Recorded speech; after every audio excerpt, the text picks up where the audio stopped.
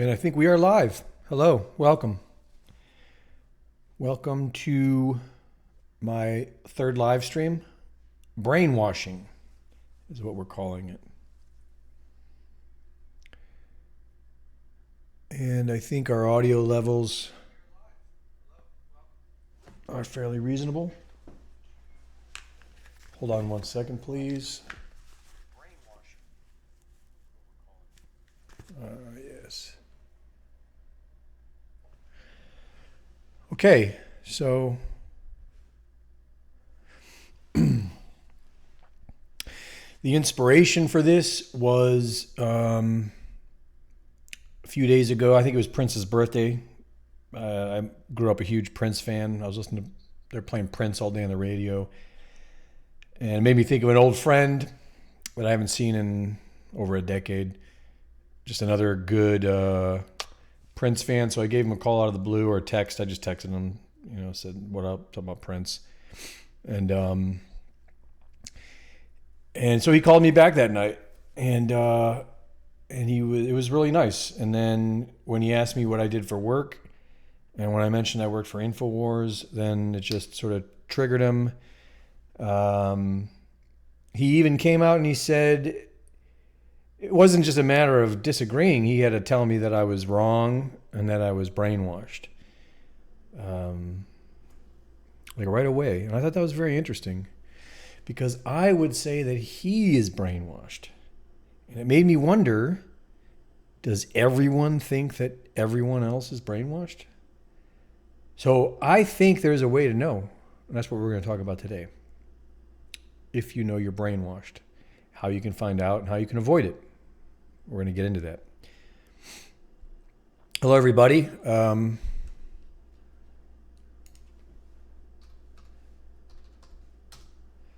So I made some notes, a little outline here I'm going to look at, and we'll go over it. So this beginning intro is my opinion. A lot of this stuff we're going to cover is a lot of, science basically that's been researched for many, many, many years. My personal opinion is that all forms of brainwashing attempt to replicate human nature. That's my theory. And so under that I have the family. The family. Human beings are, while we're strange and very interesting and probably the most weirdest of all the animals in the jungle, technically I think we are still part of the jungle. We are part of nature. There is a natural order to a human life, and it varies depending on culture and location, but certain things are the same. For example, all humans live inside of the womb for approximately 9 months before being born. 9 months is a significant time. Think about the past 9 months of your life. Think about how long that is. I mean, it is. Life is short, sure, but I basically, for 9 months, I've been working at, maybe just over 9 months, I've been in Texas working at InfoWars, almost a year. So after 9 months, which I'm sure eventually this small infant is going to get into the flow of things, get into the habitat of the womb and get used to it. And then after 9 months, what happens? The baby is born. Now, this is extremely traumatic for the human being because not only are they being pulled out of the womb that they've been in for 9 months, but they're now breathing oxygen for the first time. So it's and the light and the whole world, the whole environment is completely different. So trauma, completely sort of jolting that human being from the old world into the new world. Whatever your life was like in the womb is now destroyed, never to be returned to. You are then taught by your family The family culture becomes your new reality. The way your family is, Christian, Jew, non-religious, whatever it is, you adapt to as almost a need for survival. And then once you're old enough to leave the home and step out, you're going to be into a community, and that community is most likely similar to your family cultural values. The neighbors in your community, while many will be different, many will be similar. So the culture in your neighborhood is most likely very similar to the culture in your home. So then it's just a reinforcement of norms, societal norms, social norms,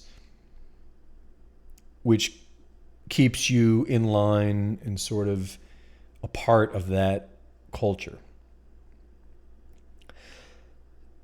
So that is the natural cycle that pretty much all humans experience on Earth in the family. I think specifically we need to say family here because it is that natural family element. Now, that's not brainwashing. That is what I am theorizing all brainwashing is modeled after. Brainwashing you could also call thought modification, taking someone else's thoughts and modifying them so that they think differently. Everything begins with a thought. Every action that we take begins with a thought. Even a spontaneous action, there is first the initial thought to do it. Some people say all is mind, everything is mind. And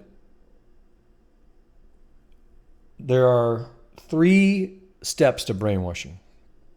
Before we get into those 3 steps, I will say that, and we'll cover this more later in the end as to how to avoid it and how to know if you are brainwashed.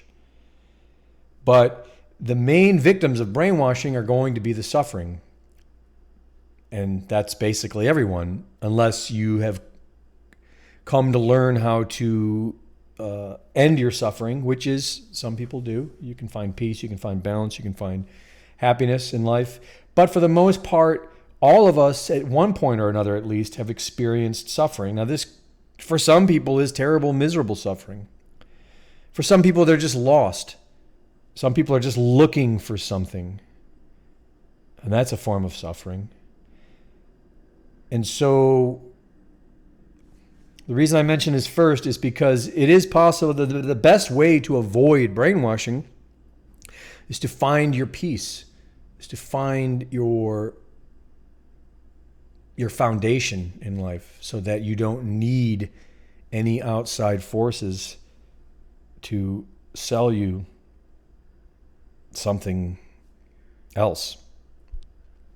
Because that's exactly what we're getting into. Everything really can only apply to someone who is either allowing it to happen to them or is out of balance and therefore vulnerable to having their thoughts modified.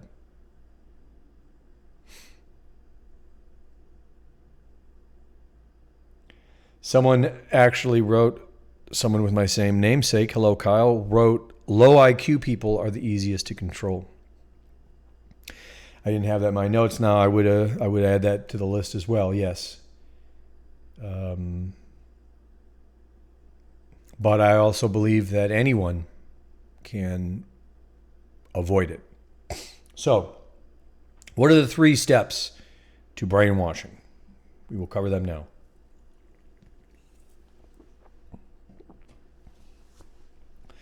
First, I will say step number 1 is break them down. Bear with me 1 second.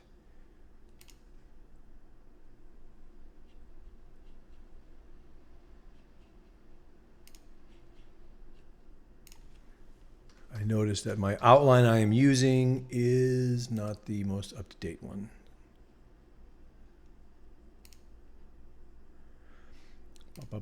Thank you, everyone, for joining us. People with need. Someone added, not necessarily low IQ, but people with need. Yes, absolutely people with need. Anyone in search or looking for something. And that almost applies to everything here I have on this list. So, okay. The other thing I wanted to mention also before we get into it is just as an example of difference of cultures, and that gets into it too, is the natural model, which I was saying is a family and you're born into a culture and you adapt to that culture, is different everywhere. There are different cultures everywhere. Some are very surprising. And the example I was going to give is Tibetan, because when I first heard this, I found it to be very surprising. All we really hear about Tibet is that they were a very noble, spiritual people that were oppressed by the Chinese,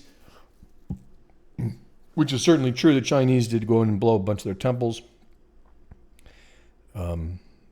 tortured and killed several Tibetan nuns. A lot of mess over there. But that's really all we hear about them. But what's interesting about the Tibetans is the majority of the Tibetans practice polyandry or polygamy. Mostly polyandry, where the eldest brother in a family will take a wife, and then all of his younger brothers share that wife, and they're all her husbands. In some instances, there are a man with multiple wives, which is more rare. Typically, it is a wife with multiple husbands. And in some situations, it is an entire family of brothers marrying a family of sisters. And once they're married, they're all a family. So they all can take turns sleeping with each other or whatever. And what's interesting about this is that most people would argue that it's inspired by land ownership. So the main reason they've done this over time is to avoid breaking up large parcels of land in Tibet. Farmers would have a large piece of land. They would have several sons. The concern was if each son took their own wife and then each son has a claim to that farm, the farm's going to end up getting chiseled up into little pieces. So their interesting way of avoiding that problem is polyandry and polygamy. And the reason I mention this is just simply to point out how different many of our cultures are. If we here in America had something like that next door, that could cause issues. That's a whole other different discussion, but it's for the Tibetans, that is the acceptable social norm. And that's what they're used to. And they might think of monogamous marriage as equally as bizarre. I'd find that surprising, but who knows? So that's just to put that out there. The culture and the community that we grow up in is going to be the way our family is. It's going to be the way that we are brought into this life before ever being subjected to brainwashing. Okay. Everything is mind. The Hermetic order says this. And basically what they mean is everything we are experiencing right now is mental. Now that's on a very sort of gross aspect. That's understandable. And there are words coming out of my mouth. You are hearing these words. You understand these words. Your brain has meaning to the words. So you are piecing together meaning as I am putting out, expressing thoughts and opinions. And so there's a mental thing happening there. But the idea that everything is mental also expands to emotions, that emotions are part of the mental sphere, that physical reality is part of the mind, that everything exists in the mind. Now, we've seen this in I can't cite the exact experiments, but quantum physics experiments that show that the observer's attention will actually modify the results of the experiment. So our awareness seems to affect physical reality. So the reason I mention this, that everything is mind, everything is mental, is because when you start to understand your own mind, which is what we get into at the end of this, and it's how you understand brainwashing on a personal level. Once you start understanding your own mind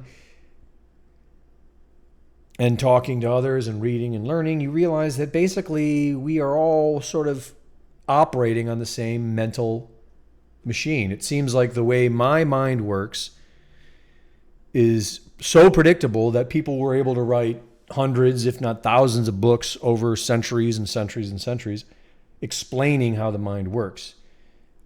So they all seem to work the same. They all seem to operate the same.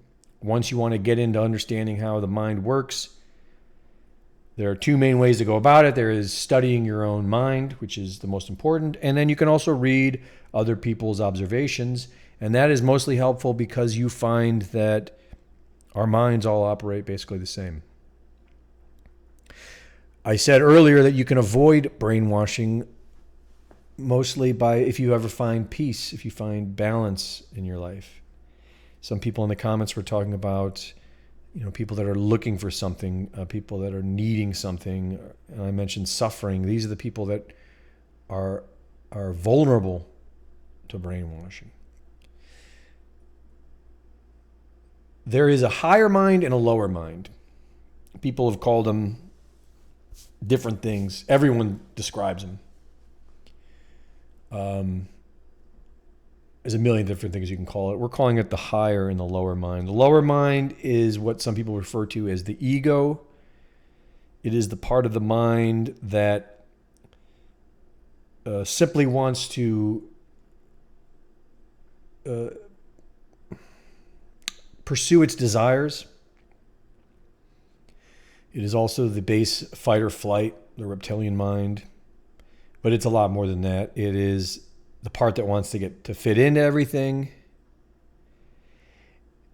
The higher mind is, you can call it your soul. You can call it your higher self. It is the connection that we have that connects us, in my opinion, to God.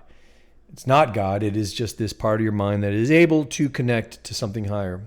And you can actually gain direction and insight, intuition. This is higher mind stuff. In order to access the higher mind, and this is the point of meditation, of learning to quiet your thoughts, because basically the ego mind, the lower mind, is constantly screaming, constantly barking and screaming, freaking out, always telling you stuff. It won't shut up. And it's impossible to hear beyond that. And that's also quite important too as we get into the 3 steps of brainwashing. Excuse me. So,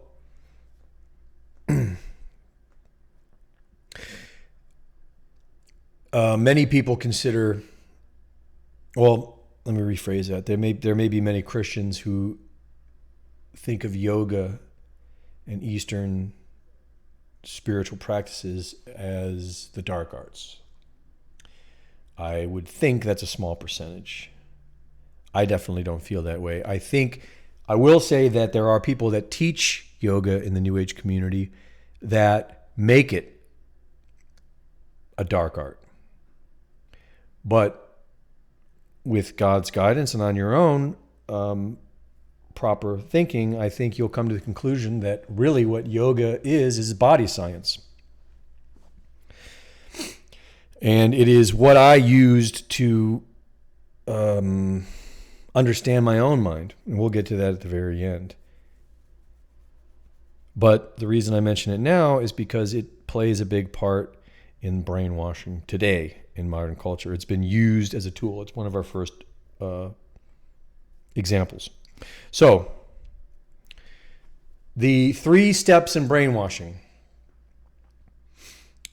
Break them down, manufacture their reality, and reinforcement. And so, starting with the first one, break them down. You give them attention. It can be negative attention. It's just giving them attention.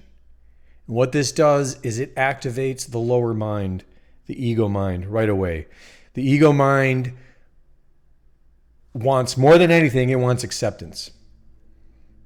The ego mind wants to be accepted, it wants to be beyond that, it wants to be popular. Beyond that, it wants to be sort of the most popular kid in town. But the foundation of the ego mind is a desire for acceptance. It wants to fit in, no matter how much an ego lower mind may be in denial of this fact. It, as a fundamental operation, wants to be accepted. So you give the person attention, and more than likely you are using peer pressure while you assault the individual's identity, while you attack what already exists, which is what we talked about already. Everything that exists already is stuff they've gotten from their family and their community and their society. And so if it's a fresh, never brainwashed individual, then this is what you're attacking. You're attacking all of these societal norms and standards, using peer pressure, using attention. So now we'll go into some examples to illustrate how this is done. The first example I have is Wild Wild Country. Now, if you haven't seen this yet, Wild Wild Country, you can see it on Netflix. I highly recommend it. It is fascinating. I believe it's a 5-part series on the Osho cult. His name wasn't Osho back in the day. It was something different. And this is kind of where we'll see yoga and New Age in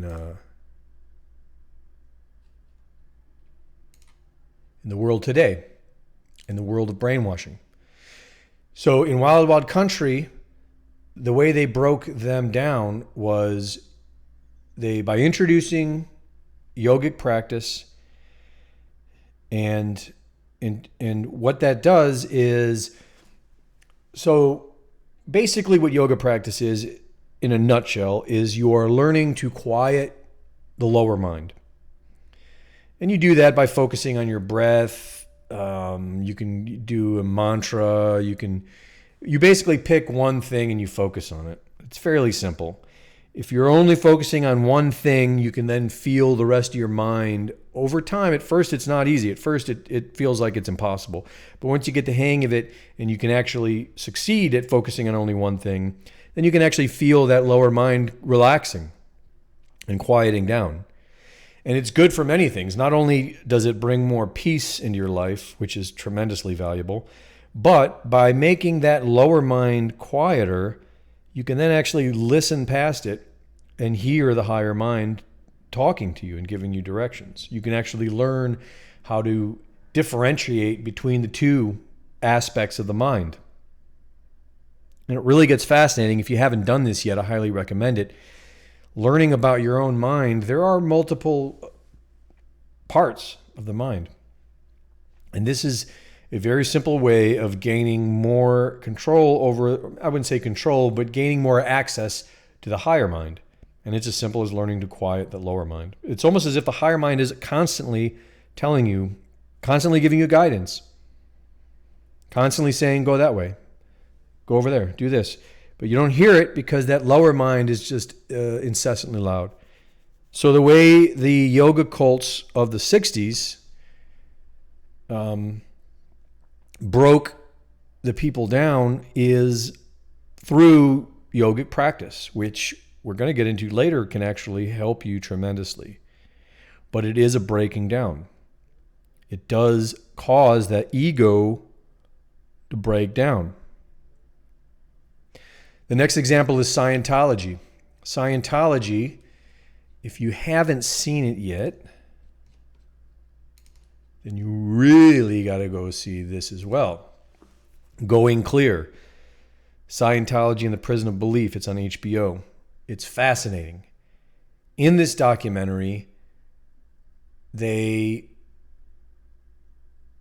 interview several leading members of Scientology, including, I believe, like vice presidents, leaders of the church. And all of them express absolute shock that they were brainwashed. And they're all very intelligent people. That's one of the most interesting things about Scientology out of all these examples is the majority of the people brought into Scientology are fairly intelligent people. Whereas Wild Wild Country, a lot of the victims of these cults from the 60s and 70s and into the 80s were from, wealthy suburban religious homes where maybe they suffered abuse or something, something harsh and traumatic that caused them to look for something else. Scientology attracted a lot of successful, very intelligent, smart people. And the way Scientology would break people down is through the process of clearing. They sit down face to face to a person and they analyze the person. The person has to be completely honest. They start finding out all the personal fears. They go right to the source of your suffering. That's probably the most direct way, perhaps, to break someone down. You just go right to it. When once you got it, you are then there acting as their therapist. You are then acting as they suddenly have a certain amount of trust in you now because they've shared their most personal fears with you. The USMC, the Marine Corps, and this probably applies to every branch of the military, but I am using USMC as an example because I was in the Marine Corps. Marine Corps brainwashes you. Of course, you volunteer for that brainwashing. You sign up for that brainwashing, but it follows the same 3-step rule. And the way they break you down is sleep deprivation, food deprivation, and uniform. They shave your heads. You all look the same. It breaks sort of everything down that you used to know. You are now in the Marine Corps, and you're fully aware of it. It's a freak show. The CIA.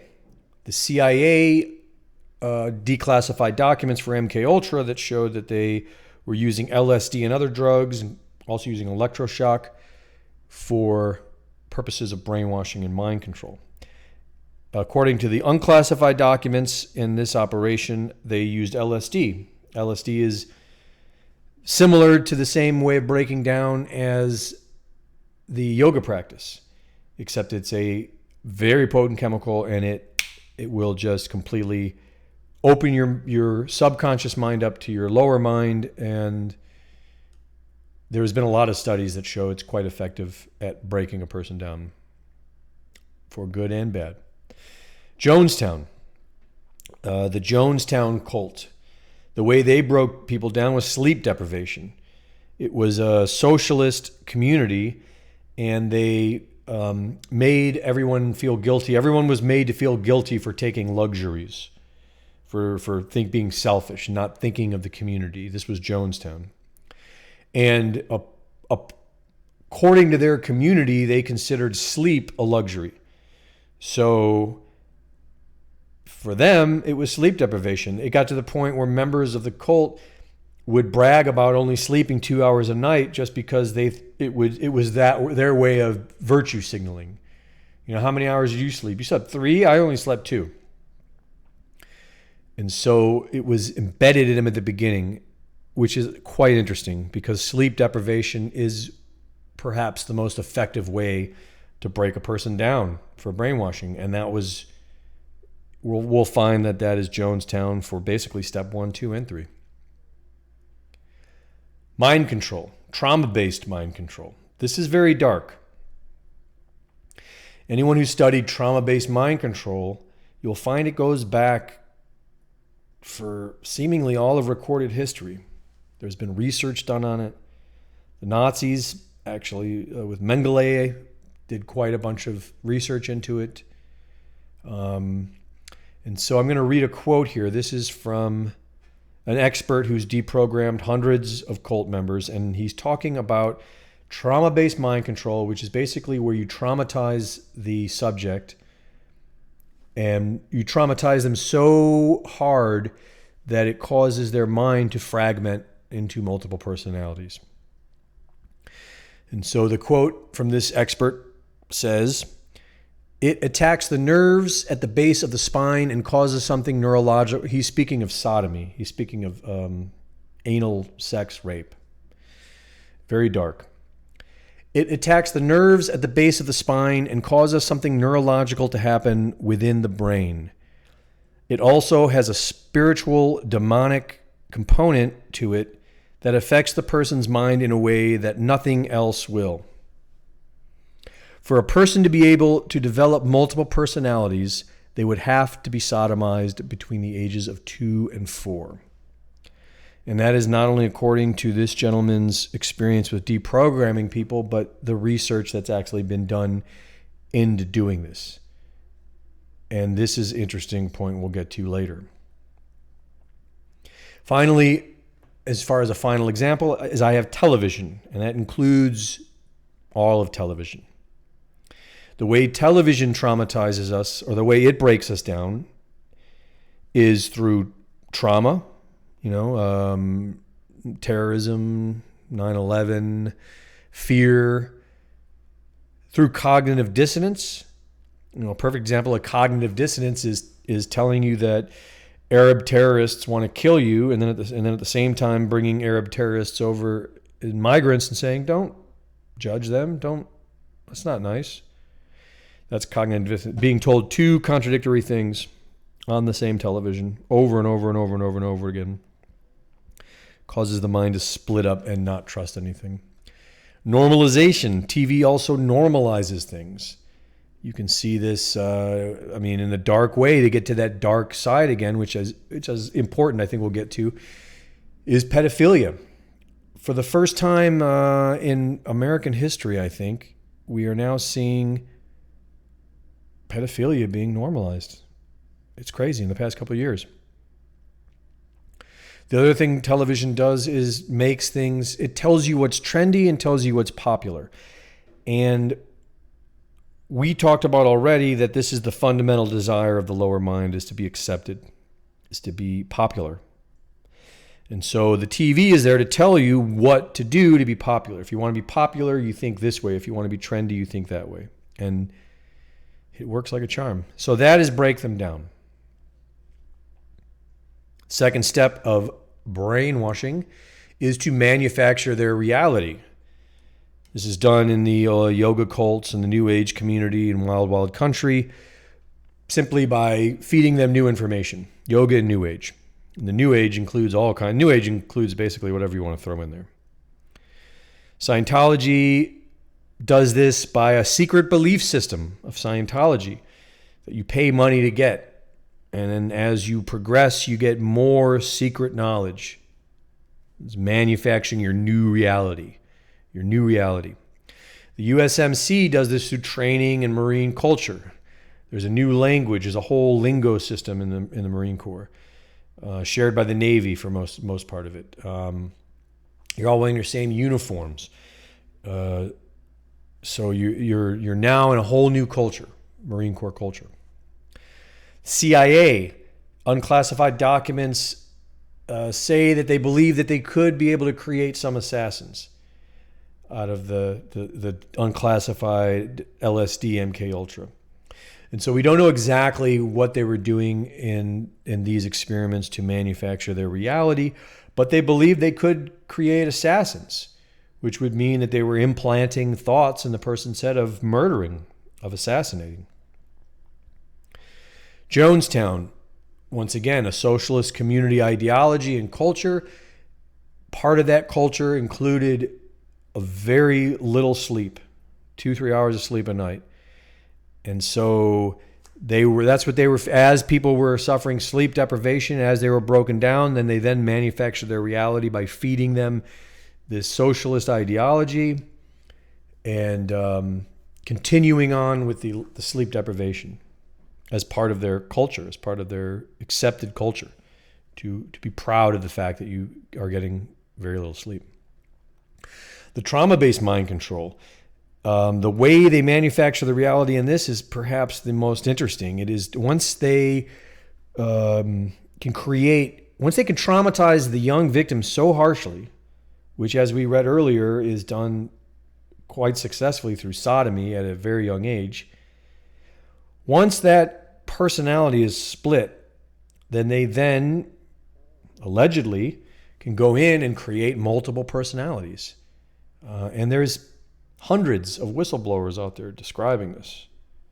Anyone willing to go down this road, it's dark, but it is fascinating. And that is how they build the reality of the mind control, of the brainwashing victim in trauma-based mind control, is creating and programming these multiple personalities. And what the whistleblowers tell us is that they are actually different personalities. Some of them, they have different names. You could talk to one and the other ones don't know. They're used as spies, couriers. Pardon me. Television. Well, it's the mainstream narrative. That's the way they manufacture the reality in television, is the mainstream narrative. And this is the same thing. You'll see the same talking points repeated by not just the news, but by sitcoms, soap operas, late night talk shows. You know, the whole thing is owned by like 6 corporations, so it's really not that far-fetched. You just got to get the same talking points to all the writers from all 6 corporations, and blammo, you are now creating the mainstream narrative, the mainstream story. Now, my friend, at the very beginning of this live stream, I mentioned the friend who thought I was brainwashed. I would suggest this is how he's brainwashed. This is how most people are, through the television. And it's kind of amazing at this point that people think it's difficult or it's funny. The idea of brainwashing you through television is funny because it really is quite obvious. Final stage is reinforcement. Reinforcement is done by pushing and challenging the subject. You can't just break them down and recreate their reality and leave it, because it won't last. Because the whole thing is fake. The whole thing is contrived. It's like a trick. It's a spell. And so you can't just leave it alone or it'll wear off. And so the third part is perhaps the most interesting, the most important, and it really says it all. But you need to reinforce, and the best way that is done is through extreme pushing, going more extreme and more extreme. The brain is malleable. It changes and it adapts to repetition. We learned that today in James Lipton, I believe is his name, studied cellular biology and studied how the cell adapts to its environment and how we can adapt our entire bodies, our brains certainly, by repeating the same thing. It's the same idea as like positive thinking, repeating the same thing. It changes your brain. And so the way reinforcement is done is in Wild Wild Country, in the yoga cults. In the documentary Wild Wild Country, that particular cult actually got militant. They started buying guns. They started harassing their neighbors at night for no reason. They even tried poisoning the entire town next to them. And they just kept cranking it up and cranking it up and cranking it up. Now, you might think that's not sustainable. And that's exactly right. None of these brainwashing organizations that we're going over are really able to survive long term. Scientology, in the documentary that we talked about in Scientology, the way they reinforced it was not that slide, that's something else. In Going Clear, the way they reinforced it was they got all extreme. Even the leadership was, I think eventually locked in the top of a building that they owned. They were tortured. They were starved. Scientology has used gang stalking, where they have people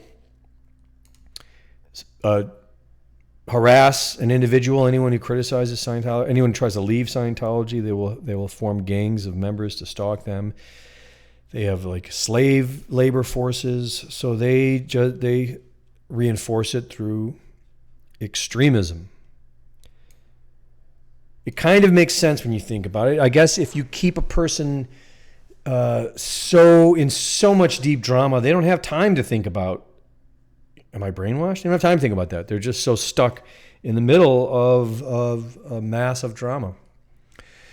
The Marine Corps, training and emotional provocation. So it keeps you provoked. It was like being a fighting dog in the Marine Corps. They would just keep poking you with a stick, pissing you off, making you angry, and training you. That's how they maintained the reinforcement in the military. The CIA, they kept escalating their LSD program. The 60s culture, which is, I think, clearly all part of the MK Ultra, LSD, CIA mind control program. They just kept amping things up, making things more extreme. The CIA even dosed one of their employees, and when the employee found out and quit, then he died. He allegedly killed suicide. He allegedly jumped out of a window. Jonestown, once again, sleep deprivation. The way they reinforced it was just constant sleep deprivation. And finally, in the end, they asked people to kill themselves. They asked people to drink Kool-Aid and commit suicide. Those that didn't were murdered. Very extreme. Trauma-based mind control, repeated trauma. That's how you reinforce a victim of trauma-based mind control. You do the research, you find out that by the time they're in their 30s, that repeated trauma tends to wear off, and they can start remembering things and coming to. And we see this all the time if you really look for it. You can see this like with Britney Spears having a breakdown in her 30s and continuing to break down. And that reinforcement is done by repeated trauma. That's what they have a term, handler, for these victims of MK Ultra trauma-based mind control. And they have handlers, and the handler's job is to rape and torture them. What a world. It's a very dark subject. Television, repetition. Television just keeps repeating. That's how reinforcement is done on television. So those are the 3 steps. Now we're going to get into we're going to touch on that trauma-based mind control that we talked about. Very dark. That sodomy is used specifically because it has a way of breaking the ego, breaking the lower mind, and creating multiple new ones so you can have multiple personalities created. Sounds crazy, right? But if you haven't gone down the road, go and you're willing, I would like to see more people willing to look into the darkness, which is exactly the topic of the end of this video. Looking at the darkness is how you fix this. So this is why we're seeing such a strong culture of pedophilia. It's evil. It's a way of controlling a mind. It's a way of creating other personalities that you can control at your whim on one point. But on the broader point, if you're trying to control a whole society, and if the dark sciences have already shown that sodomy is one of the most effective ways of fracturing a mind and creating multiple personalities, then it certainly stands to reason that it could be used ritualistically in that culture just simply to break as many minds as possible. And there are other reasons for it. To compromise a person, to blackmail a person, to use as currency. But I tend to think the foundational reason for it is the mind control aspect of it, the brainwashing aspect of it. And so we're going to look at a couple other web pages here. So in recent news, male feminist tech journalist charged with soliciting child sex. This is about Peter Bright. Now, I'm not going to get into the details, but if you look at the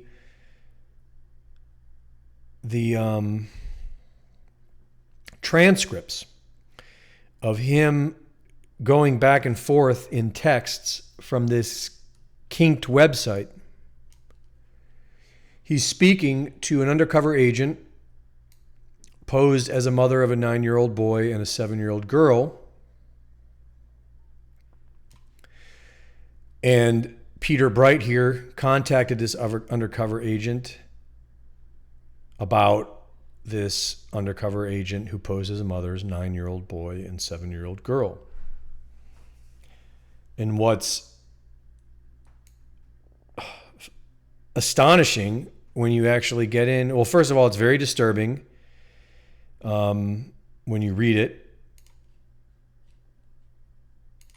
But what it tells you is that there is a culture. He speaks to this mother using language like teaching my children, and he's speaking in codes about raping this mother's children, and they're speaking about it as if it's educational. And both of them, you can't just say this is a cop trying to entrap someone, because you can clearly tell that the language being used is cultural. You can clearly tell that there is a whole subculture of darkness that lives this way, that finds strangers online to rape their children. Why? Probably to create this very, extreme version of mind control, of the fractured mind, trauma-based mind control. For some, it could be the culture. They could be in a culture that is, that's if you're willing to look into it, if you have the stomach for it, you're going to find that there is a culture. Another example of this existing culture is this article, recent article from end of May 2019, 8 charged in child pornography crackdown. Now, we've heard of lots of people in this field going down. This one is the father of a high-profile murderer and convicted child molester was guilty of this. It's all in the family. So you can rest assured that the son of the father, the high-profile murderer and convicted child molester, more than likely learned this way of life from his family. He was born into a family that practiced this heinous trauma-based child abuse. And so as a result, he was raised a monster, a murderer and a molester and a pedophile.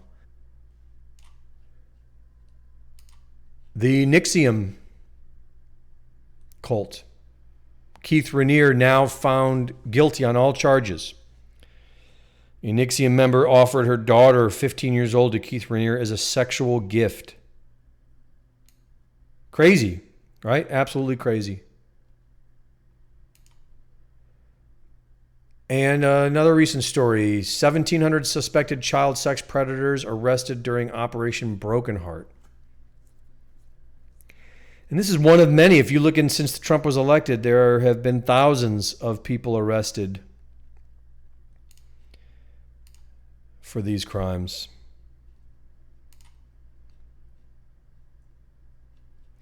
It goes way back.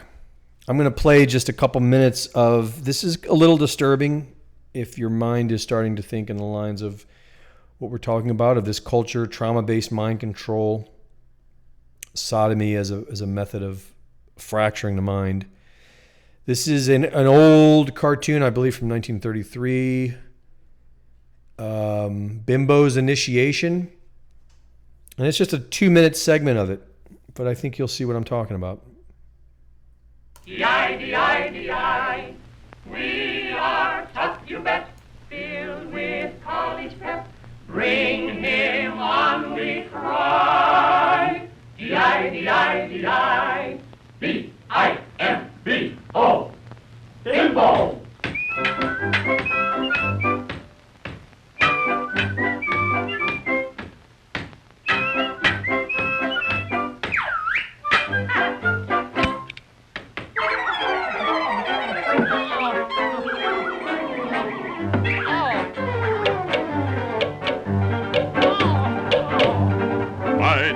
Mystic order of the Boom boom hacha, boom boom hacha, boom boom hacha, boom boom hacha. Wanna be a member? Wanna be a member? No.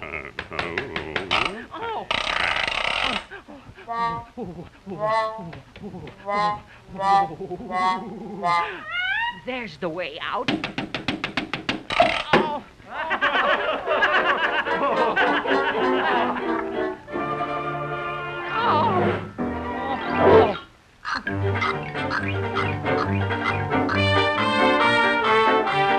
Wanna be a member? Wanna be a member? No. Ouch!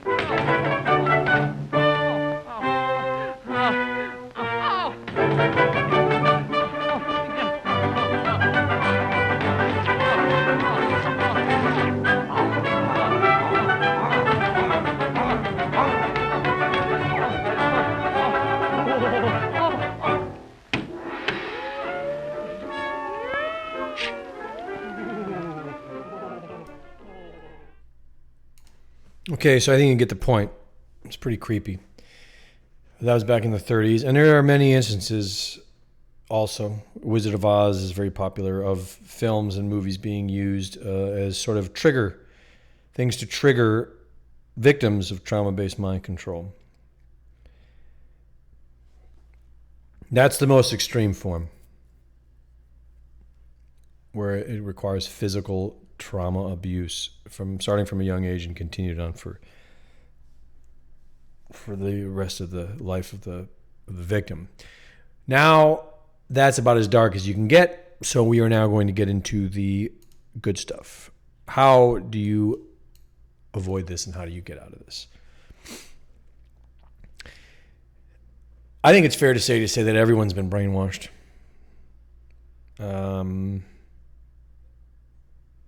I may be wrong about that, but I tend to think we've all been brainwashed. Now, modern society is designed to reinforce our brainwashing.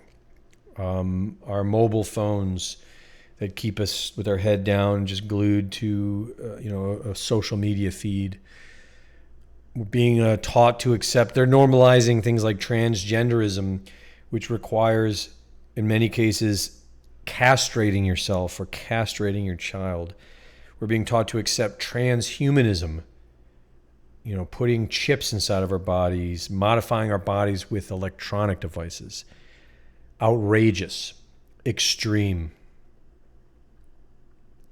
And so it's time to break out of this brainwashing. It's the only thing that's ultimately going to save society, is if people can snap out of it.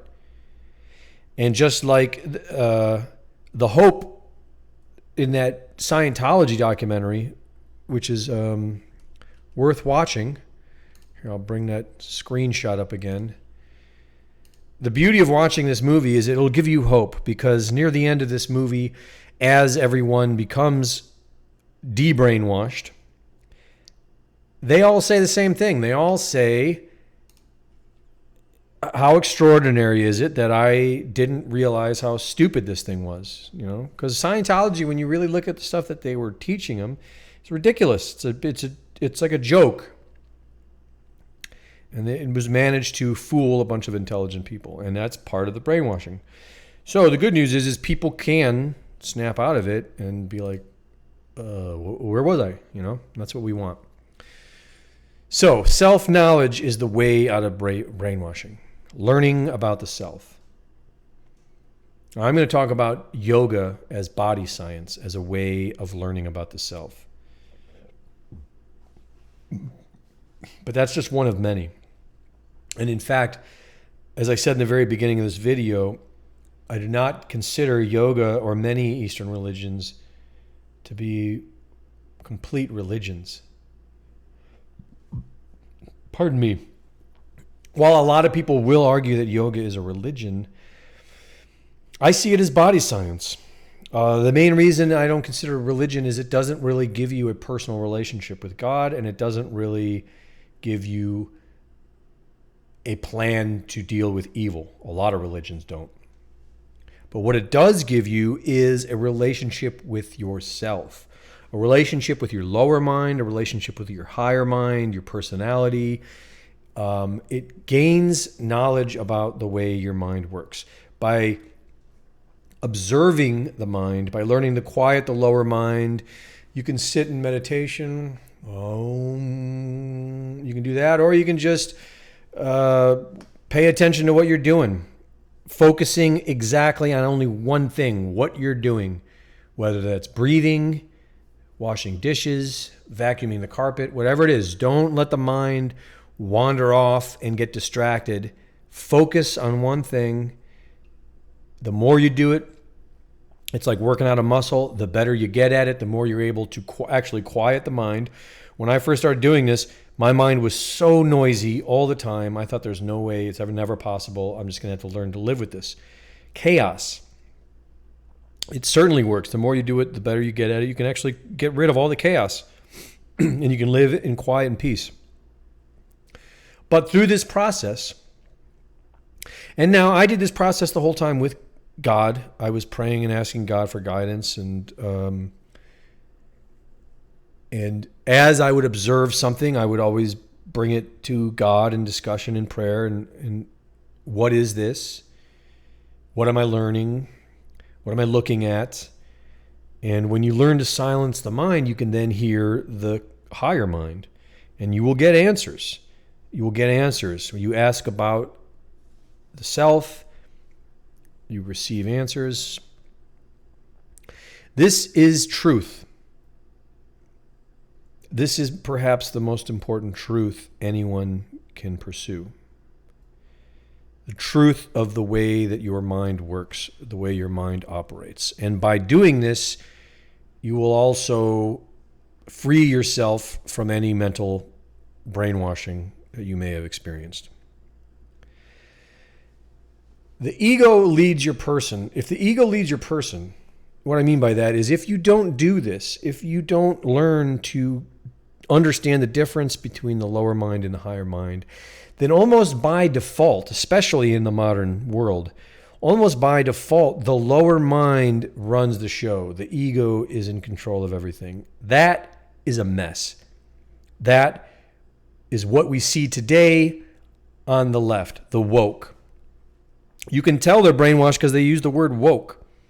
Woke is a trendy word meant to reflect and mirror a massive great awakening that's happening in the world right now. The woke are simply Narcissus. The Narcissus is the character, I believe, from Greek mythology that would just sit around and look at its own reflection. It fell in love with itself. This is the lower mind, but the lower mind can trick you into thinking that it's the higher mind. It can trick you into thinking that it is your higher self, when all it really does is it wants to be better than everyone. It wants to be special. It wants to be righteous. It wants to be virtuous. This is what we see all through the left, is this, they are most obviously brainwashed, but their lower mind is controlling them. Their ego is controlling them. Their ego has convinced them that they appear to everyone else to be extremely virtuous. And if they don't appear that way, then it's the person is messed up, but they are clearly in the right. Now, our hope is when this brainwashing wears off, these woke individuals will snap out of it and be like, oh my God, what was I thinking? It's entirely possible. It's the way the mind works. The product of learning about your brainwashing, if you actually do come to the conclusion that you were brainwashed, that is one of the most valuable things any human being can experience, because by that knowledge, by learning about your brainwashing, gives you a tremendous amount of wisdom, tremendous amount of self-knowledge to help you avoid it in the future and to help others and to live more balanced and to realize the importance of spirituality, of balance, of self-knowledge. The world is run by cults. That's kind of what I was hoping to relay in this hour-long live stream, is that the world is run by cults. The spiritual battle is being waged by wizards and cult leaders that are able to modify your thoughts that were naturally created by the family unit and replace them with their own, which is the ultimate plan of evil in all of the world, is to replace the natural with something synthetic, to replace the work of God with the work of man. You can call it what you like. And the way out of it is to learn to quiet the mind, quiet the lower mind, listen to the higher mind, which requires, in my opinion, humility. And this is where, in my opinion, my faith in Christ and my faith in God was really the proper formula needed to get the job done, because that gives me a sense of humility. That gives me a sense of willingness to say, you know better than I do, please guide me. And that humility has an effect on the mind that allows you to open up and see things you normally won't see. If you don't have that humility, your ego is a formidable force. Some people will even argue that Satan and the devil is basically a symbolic character representing your ego and your lower mind. Now, I think there's some truth to that. I also think there is the same entity expressed outside of yourself. But inside of yourself, certainly, that is exactly what the lower mind wants to do. It wants to seduce you and trick you and draw you in and be in control ultimately. The best thing any one of us can do is to understand this and to look at the darkness within each of us. We all have darkness. It's not like some outside evil. It's us, collectively. The more of us that learn to accept our dark side and thereby bring balance. Once you can recognize the dark side, the next move is to deal with it, bring some balance and peace, own it, accept it, be humble. And only by doing that are you able to fix yourself.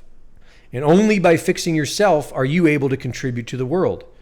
If you don't fix yourself, you can never fix anyone else. And I don't think you can ever fix anyone else anyways. I don't think we have that power. We do have the power to inspire others to work on themselves, to know themselves.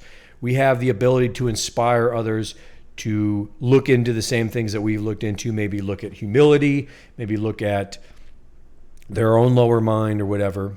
But the only real power we have to do that is by working on ourselves, by addressing our own evil, our own darkness, owning it, having humility, doing something about it. And if love and positivity is contagious, which I think it is, then the best thing we can do is to amplify that. The best thing we can do is to keep bettering ourselves, keep learning about our minds, and keep expressing our victories and letting people know what we've done to better ourselves and to learn more about our own dark side. That will inspire others to do the same thing. Ultimately, I think it's what everyone's looking for. And ultimately, it brings us to where we want to be, to yourself. You ultimately don't want to be a product of your family culture, your community culture, like we talked about in the beginning of the video, how you start off. That's a great place to be because it gets you enough knowledge in your mind where you can survive, you can succeed. But ultimately, we want to get to a place where we are expressing what's in our heart, where we are expressing our unique higher self mind. That would be purpose. If we have a purpose in this life, then that would be it. To cultivate and nurture that higher mind and express it and allow it to express itself in a pure sense, untainted by the lower mind and the ego. And it's kind of beautiful, actually, when you look at how the process of brainwashing seems to play a part in all of this. By breaking the mind down, by reinventing someone's reality, and by reinforcing it with extremism, and then overcoming all that experience, gives you a wealth of self-knowledge. If you choose to accept it, gives you a wealth of understanding how the lower mind works so that you can overcome it and liberate the mind and actually then start understanding how to express the true self. So that's the end of the video. The evil is in us.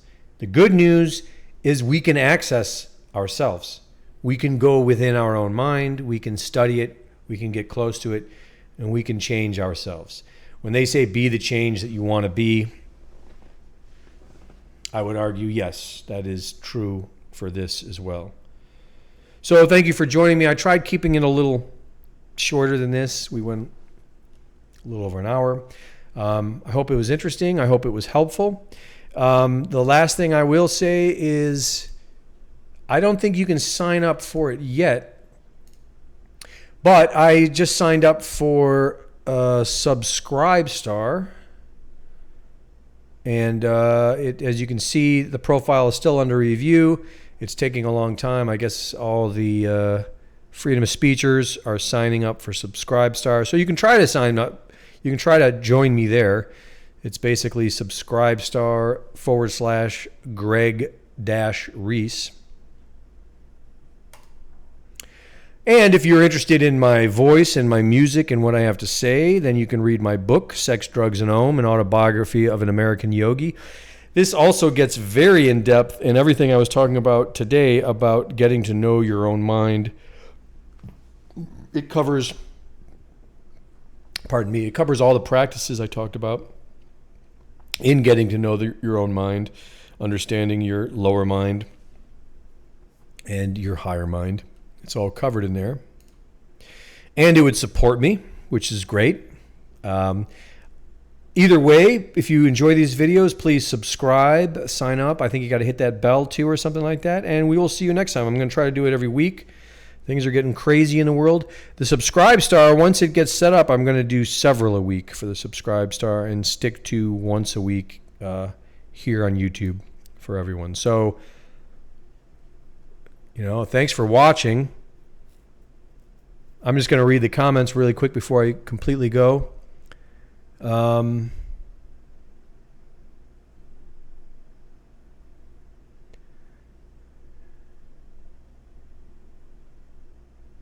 Yeah.